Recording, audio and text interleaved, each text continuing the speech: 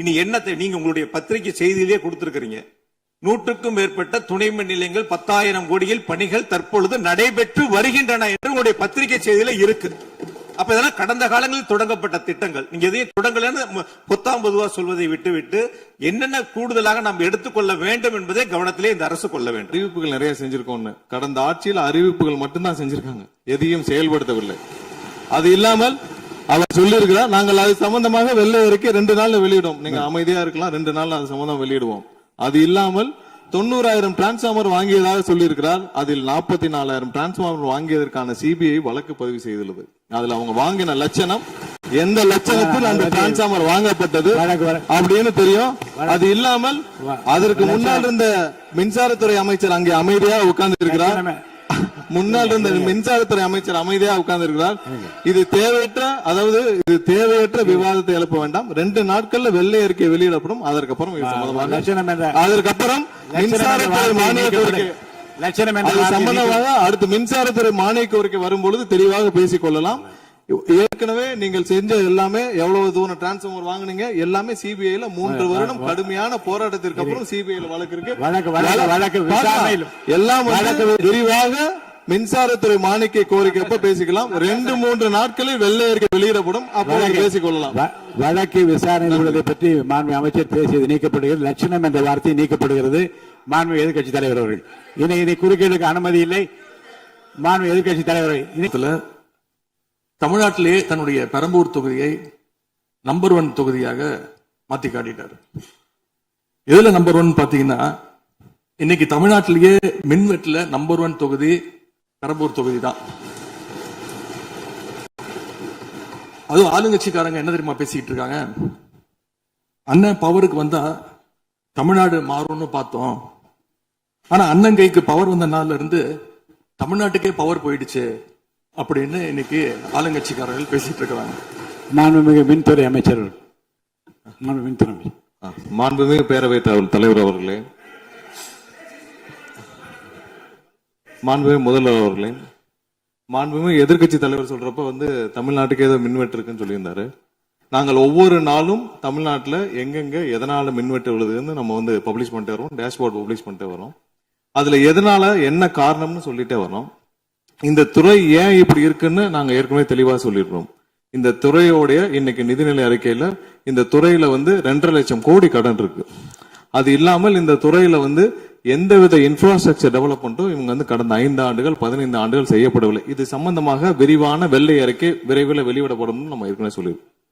அது இல்லாமல் இந்த துறைக்கு கடந்த 5 ஆண்டுகளாக எவ்வளவு பேர் ஆள் எடுத்தார்கள் என்று, எவ்வளவு பேர் வேலைக்கு ஆள் எடுக்கப்பட்டது என்பதையும் நாங்கள் இன்னும் ஒரு சில நாட்கள்ல இதற்கான விளக்கமாக வெள்ளை அறிக்கை நாங்கள் கண்டிப்பாக வெளியிடுவோம்.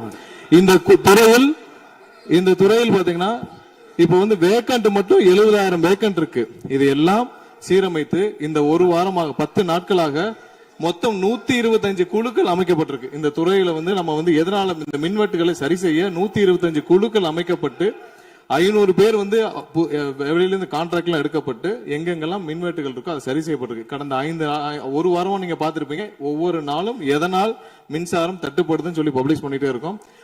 பொதுவாக குற்றச்சாட்டுகள் சொல்லுவதை தவிர்த்து விட்டு எங்க ஸ்பெசிபிக்கா எந்த நாள்னு சொல்லிட்டு பெரம்பூர்ல அதான் சொல்றோமே, பெரம்பூர்ல எத்தனை முறை மின்சாரம் தட்டுப்படுச்சு, எதனால தட்டுப்படுச்சு, எவ்வளவு நேரத்தில் அது சீர் செய்யப்பட்டது, சரி செய்யப்பட்டதுன்னு பார்த்திருக்கோம். எங்கெங்கெல்லாம் ஃபியூஸ் திருட்டுகள் நடக்கப்பட்டதோ அவர்களெல்லாம் கைது செய்யப்பட்டிருக்கிறார்கள். அதே மாதிரி வேற எங்கெல்லாம் சிசிடிவி இல்லாத இடத்தில் இருக்குதோ அங்கெல்லாம் ரோந்து பணிகள் அதிகரிக்கப்பட்டிருக்கு. கடந்த 10 நாட்களாக எங்கெங்கெல்லாம் தேவையில்லாமல் மின்வெட்டுகள் ஏற்படுத்தப்பட்டதோ, ஓவர்ஃப்ளோ லோடு அதிகமாக அனுப்பப்பட்டு அதெல்லாம் உடனடியாக சீரமைக்கப்பட்டிருக்கு. ஒவ்வொரு நாளும் குறைஞ்சது 50-55 இடத்துல மின்சாரம் தட்டுப்பாடு அங்கங்க மின்வெட்டு ஏற்படுது. அதுல 35 இடத்துக்கு கீழேயாவது 1 மணி நேரத்துக்குள்ள சரி செய்யப்பட்டு வருகிறது. அதுக்கான டேஷ்போர்டுக்கு தெளிவாக எதிர்கட்சி தலைவர் பார்த்து விட்டு பேசினால் நன்றாக இருக்கும்.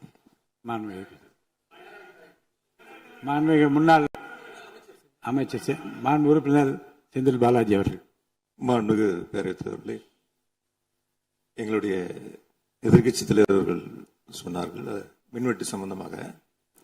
இப்போதைய அமைச்சர் அவர்கள் அது குறித்து கருத்துக்களை சொன்னார்கள். கடந்த 5 ஆண்டுகளில் சீரான மின் விநியோகத்திற்கு 393 துணை மின் நிலையங்கள் அறிவிக்கப்பட்டு அதற்கான பணிகள் பெரும்பான்மையாக முடிக்கப்பட்டு பயன்பாட்டிற்கு கொண்டு வரப்பட்டிருக்கின்றன. ஒவ்வொரு ஆண்டும் தேவைக்கேற்ப கூடுதல் மின் தேவை ஏற்படுகின்ற பொழுது அதற்கான ஏற்பாடுகள் செய்யப்பட்டு புதிய மின் உற்பத்தி திட்டங்கள் வரை அறிவிக்கப்பட்டு அது செயல்பாட்டுக்கு கொண்டு வரப்பட்டிருக்கின்றன. ஏறத்தாழ 90,000 மின்மாற்றிகள் கடந்த 5 ஆண்டுகளில் புதிதாகவும் பழுந்தடைந்ததையும் மாற்றி சீரமைக்கப்பட்டன. ஒரு அமைச்சர்கள் ஒரே நிமிஷம் சொல்லி முடிச்சார். அதாவது ஒவ்வொரு ஆண்டும் கூடுகின்ற பொழுது மின் தேவை கூடுகின்ற பொழுது அதற்கான ஏற்பாடுகளை நிர்வாக ரீதியாக செய்ய வேண்டியது அரசினுடைய கடமை. ஒரு அரசு பொறுப்பேற்ற பிறகு முதல் முறையாக அந்த அரசினுடைய துறையினுடைய உயர் அதிகாரிகளை அழைத்து ஆய்வுக் கூட்டங்களை நடத்தி என்னென்ன குறைபாடுகள் இருக்கின்றன அதை எப்படி நிவர்த்தி செய்யலாம் என்பது களையெடுக்க வேண்டியது அரசினுடைய கடமை, துறையினுடைய கடமை. எனக்கு தெரிந்தவரை இதுவரை மின்துறையில் அந்த மின் விநியோகத்தில் இருக்கக்கூடிய துறையினுடைய அதிகாரிகள் ஆய்வுக் கூட்டங்கள் வரை இதுவரை நடைபெறவில்லை. அதைத்தான் அங்கு பணியாற்றக்கூடியவர்கள் சொல்கின்றார்கள். இப்பொழுது இருக்கக்கூடிய பணியாளர்களை வைத்துத்தான் கடந்த 5 ஆண்டுகளும் மிக சிறப்பாக எந்தவித மின் தடையும் இல்லாமல் சீரான மின் விநியோகம் வழங்கப்பட்டன. எனவே கடந்த காலங்களில் இருக்கக்கூடிய குறைகளை தொடர்ச்சியாக ஒரே கருத்துக்களை முன்வைப்பதை விட இந்த அரசு துறையினுடைய அதிகாரிகளை அழைத்து ஆய்வுக் கூட்டங்களை நடத்தி கடைமுறை வரை மின் விநியோகம் சீராக எடுத்து செல்வதற்கான முன்னெடுப்புகளை எடுக்க வேண்டும். எங்களுடைய எதிர்க்கட்சி தலைவர் துணை முதலமைச்சராக இருந்த பொழுது அவருடைய சேப்பாக்கம் திருவல்லிக்கேணியிலேயே பல்வேறு மின் திட்டங்களை தங்களுடைய திருக்கரங்களால் தொடங்கி வைத்திருக்கின்றார்கள். அது அனைத்து தொகுதியிலும் அனைத்து மின் திட்டங்களும் சிறப்பாக கடந்த 5 ஆண்டுகளில் நிறைவேற்றப்பட்டிருக்கின்றன. அதையும் நீங்கள் எடுத்து பார்த்து இனி என்னத்தை நீங்க உங்களுடைய பத்திரிகை செய்தியிலேயே கொடுத்திருக்கிறீங்க. 100க்கும் மேற்பட்ட துணை மின் நிலையங்கள் 10,000 கோடியில் பணிகள் தற்பொழுது நடைபெற்று வருகின்றன என்று உங்களுடைய பத்திரிகை செய்தியில இருக்கு.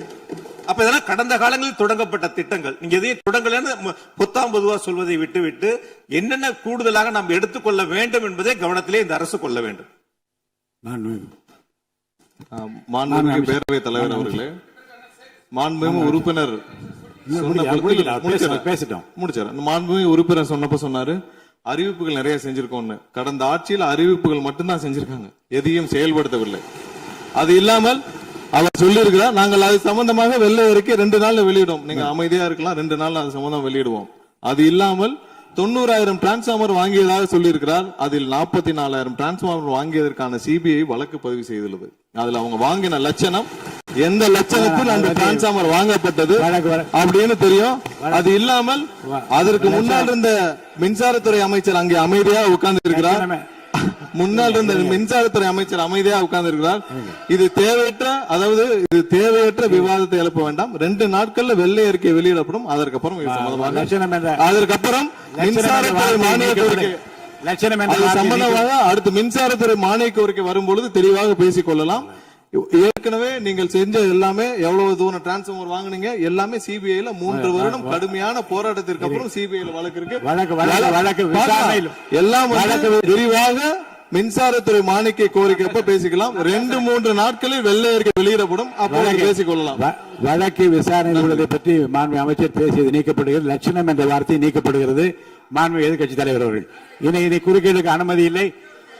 மாண்பு எதிர்க்கட்சி தலைவர் இன்னைக்கு அவங்க பேசி முடிக்கணும். மாண்பு எதிர்க்கட்சி தலைவர் சரி விடுங்க. என்ன சொல்லுங்க, சீக்கிரமா சொல்லுங்க.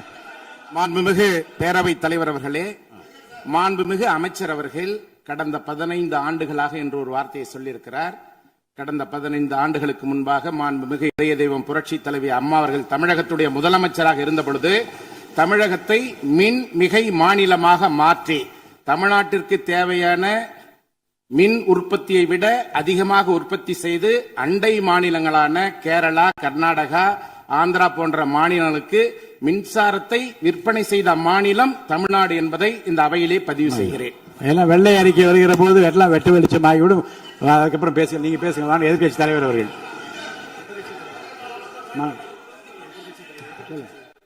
மாண்பு உறுப்பினர். மாண்பு பேரவைத் தலைவர்களே, மாண்புமிகு மின்துறை அமைச்சர் ஊடகங்களை நல்ல சிறப்பாக கையாளுறவர். கொஞ்ச நாள் அமைதியா இருக்காருன்னு பார்த்தா இன்னைக்கு இங்கேயும் அந்த முயற்சி எடுத்திருக்கிறாரு. எத்தனை கோடி கடன் இருக்கிறது இன்னைக்கு நேற்று இல்ல. இது சேவைத்துறை, போக்குவரத்துறை, மின்துறை, இதெல்லாம் சேவைத்துறை. லாப நட்டம் பார்க்கிற விஷயம் இல்லை. கடன் இருந்தாலும் பொதுமக்களுக்கு மின்சாரம் சென்று சேர்கிறதுங்கிறது முக்கியமான பிரச்சனை. கடந்த 5 ஆண்டுகள்ல இந்த பிரச்சனை இல்லாம இதே கடனோடு இதே ஊழியர் பற்றாக்குறையோடு தான் செயல்படுத்தினோம்.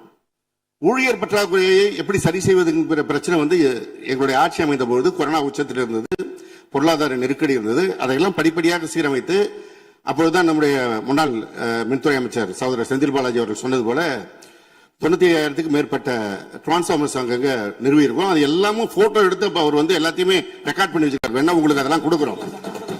சட்டமன்றத்திலும் எல்லோருக்கும் வழங்கப்பட்டது.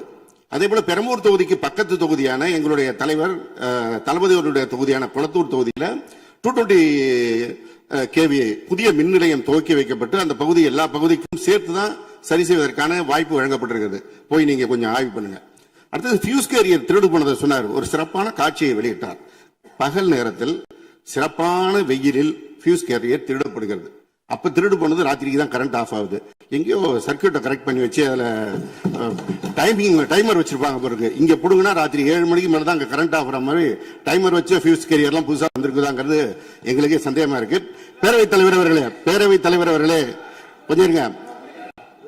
ஒரு புகார் சொல்லுகிற போது இந்த ஃபியூஸ் கேரியர் முன்னவர் மாண்புமிகு பேரவைத் தலைவர் அவர்களே, முன்னாள் மின்துறை அமைச்சர் விளக்கத்தை சொன்னார். அதையே நீங்கள் கோடிட்டு நீங்களும் பல்வேறு விளக்கங்களை சொல்வது இந்த சபையில் உடைய நேரத்தை போக்குவது மட்டுமல்ல, சபைக்கு மீண்டும் உங்களுக்கு பதிலளிக்க வேண்டிய நேரம் இருக்கிறது. எதிர்க்கட்சி தலைவர் அவர்கள் பேச வேண்டிய நேரம் இருக்கிறது. ஆகவே நீங்கள் இந்த நேரத்தை தவிர்த்து நீங்கள் பேசுகிற போது இந்த கருத்துக்களை சொல்லலாம். மாண்புமிகு எதிர்க்கட்சி தலைவர் அவர்களே.